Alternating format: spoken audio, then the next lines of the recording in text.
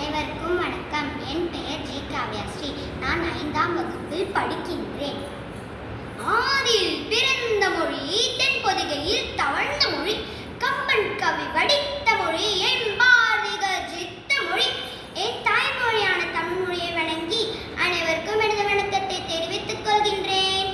நான் உங்கள் முன்னே பேச எடுத்துக்கொண்ட தலைப்பு சுற்றுச்சூழல் பாதுகாப்பும் நமது கடமைகளும். நோயற்ற வாழ்வே குறைவற்ற செல்வம் என்பது பழமொழியாகும். சுற்றுப்புறம் தூய்மையாக இருந்தால்தான் நம் அனைவரும் ஆரோக்கியமாக வாழ முடியும். பசுமையான பூமி மனிதனுக்கு தரும் சிறந்த வாழ்க்கை. இயற்கையோடு இசைவார் என்பதற்கேற்ப நாம் இயற்கையோடு இணைந்து வாழ வேண்டும். சுற்றுப்புற சூழலானது பல காரணங்களால் மாசடைந்து வருகிறது. அதனை பாதுகாப்பது நமது கடமை என்றோ. இன்று மனிதர்கள் பல்வேறு துறைகளிலும் நாகரிக வளர்ச்சி பெற்றுள்ளனர். இந்த சூழ வளர்ச்சியானது நமது சுற்றுச்சூழலை பாதிப்படைய செய்கிறது. இதனை யாரும் பெரிதாக கண்டுகொள்வதில்லை.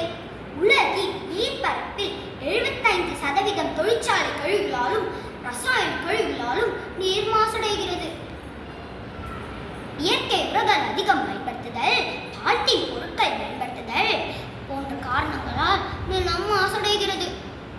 வாகனங்களில் இருந்து வெளியேறும் புகை, குப்பைகளை எரித்தல், மரங்களை வெட்டுதல், அடுக்குமாடி கட்டிடங்கள் கட்டுதல், தொழிற்சாலையில் இருந்து வெளியேறும் நச்சு புகை போன்றவற்றால் காற்று மாசடைகிறது.